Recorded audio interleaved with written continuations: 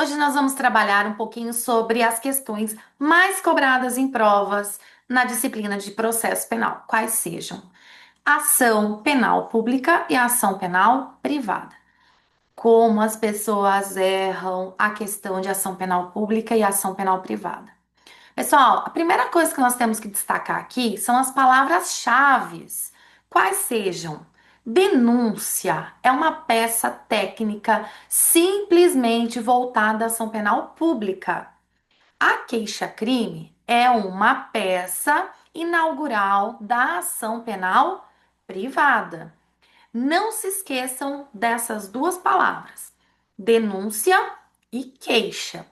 Denúncia, peça técnica do Ministério Público na ação penal pública. Queixa-crime, ação penal privada, que é elaborada pelo advogado da vítima. Um detalhe importante: quando nós estamos falando de ação penal pública, nós temos que saber que existem duas espécies. A primeira, ação penal pública incondicionada, e a segunda, ação penal pública condicionada à representação da vítima ou condicionada à requisição do ministro da Justiça. Já a ação penal privada, nós vamos trabalhar de uma forma genérica, simplesmente para poder entender mais sobre essa diferenciação entre denúncia e queixa. Lembrando que a ação penal privada também tem uma subdivisão, mas isso a gente vai deixar para outra aula. Vamos falar um pouquinho sobre a ação penal pública incondicionada. A ação penal pública incondicionada, ela é trabalhada pelo próprio Ministério Público. Titular será o Ministério Público, assim como na ação penal pública condicionada. O fato da ação penal pública ser condicionada não tira a titularidade do Ministério Público. Ele continua sendo o titular da ação penal, ou seja, é ele que dá início à ação penal pública. Então, gravem o seguinte caso. Imagine que se trata de um crime de homicídio. O Ministério Público não depende de representação da vítima ou da família da vítima para poder oferecer a denúncia, que é a peça inicial da ação penal pública. Porque o crime de homicídio é de ação penal pública incondicionada. E como que eu sei? Eu sei justamente porque na nossa legislação penal e legislação especial penal, se não falar nada sobre aquele crime, exemplo, lá no crime de lesão corporal culposa, está descrito que somente se procede mediante representação da vítima, porque o legislador colocou isso lá. E eu sei porque eu li que está escrito lá. Se o nosso legislador nada falar, significa que a ação penal é pública incondicionada. Outro exemplo de ação penal pública incondicionada: crime de estupro, crime de estupro de vulnerável, crime de roubo. Esses são os crimes de ação penal pública incondicionada. Então, não precisa de a vítima representar, porque o próprio Ministério Público, de forma incondicionada, ele consegue oferecer a peça inicial para dar início à ação penal pública. Legal, professora, mas aí eu preciso entender o seguinte: só o fato do Ministério Público ter informação, ele já oferece a denúncia? Claro que não. Ele precisa ter indícios suficientes de autoria, prova da materialidade. E assim ele consegue oferecer a denúncia. Geralmente ele se baseia no inquérito policial. Lembrando que o inquérito policial também não é uma peça obrigatória, é uma mera peça informativa. Diante dessa situação, vamos agora para a situação de ação penal pública condicionada à representação da vítima, que é o que mais tem pegado aí as pessoas que mais erram e a gente não pode deixar de falar sobre esse assunto. Ação penal pública condicionada à representação da vítima significa que o titular da ação penal continua sendo o Ministério Público.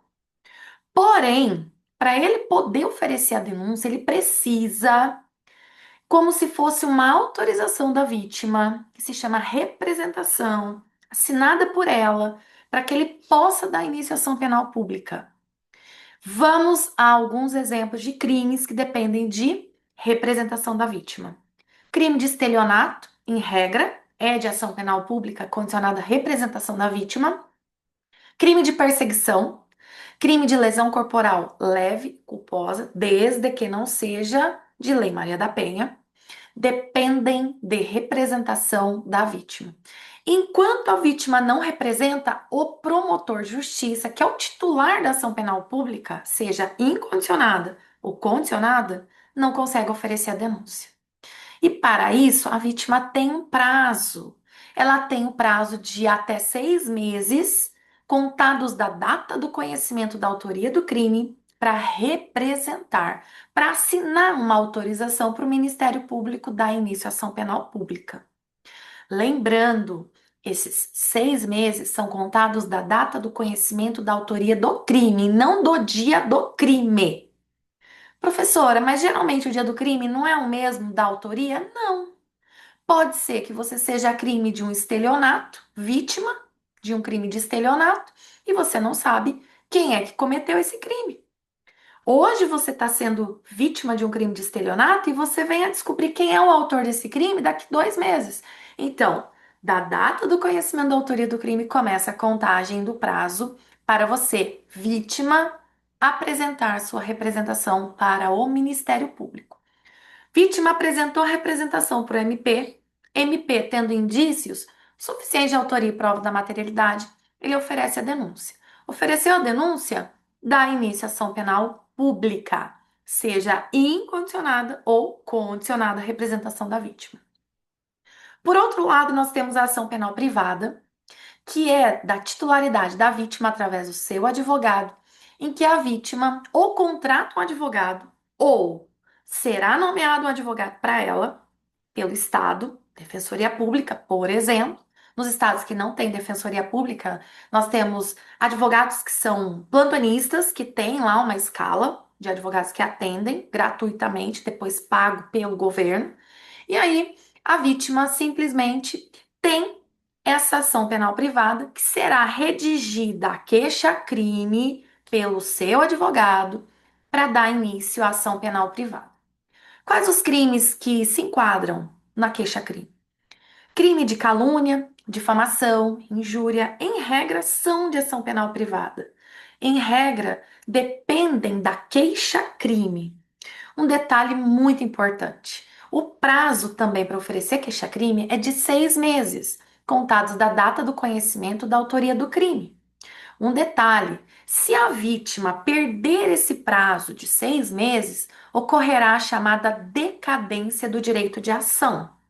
Decadência do direito de ação é quando a vítima perde o prazo ou não quer fazer nada com relação ao réu nesse período de 6 meses contados da data do conhecimento da autoria do crime. Um aspecto importante: se decair o direito de ação da vítima, nós vamos para a causa de extinção de punibilidade, que está lá no artigo 107, inciso 4 do Código Penal. Ou seja, o juiz ele extingue a punibilidade do réu e com relação àquele caso específico nunca mais poderá ser tratado. Morre aquilo e nada mais poderá ser feito. Detalhe importante: não leve em consideração esses ditados populares que as pessoas dizem: ah, fulano denunciou, ah, fulano deu queixa. Gente, esses são ditos populares de pessoas que não têm o conhecimento jurídico, que não são formados em direito e que nós temos que relevar. Porém, você que é formado em direito, você que já é da área jurídica, não pode apresentar esses termos, porque são termos vulgares da população que não tem conhecimento e nem tem obrigação de ter conhecimento jurídico da legislação. Se você já é formado, já atua na área jurídica, você não pode errar esses termos. Denúncia é uma peça técnica formulada pelo Ministério Público numa ação penal pública, seja condicionada ou incondicionada. A queixa-crime é uma peça técnica formulada pela vítima através do seu advogado nos crimes que dependem de queixa-crime. Exemplo: em regra, calúnia, difamação e injúria. Guardem bem essa dica. Ela vale ouro e você não pode errar. Um beijo da Prof. Gi. Dê o seu like aqui no meu vídeo, compartilhe todas as minhas notícias e espalhe isso para muitas pessoas. Tchau!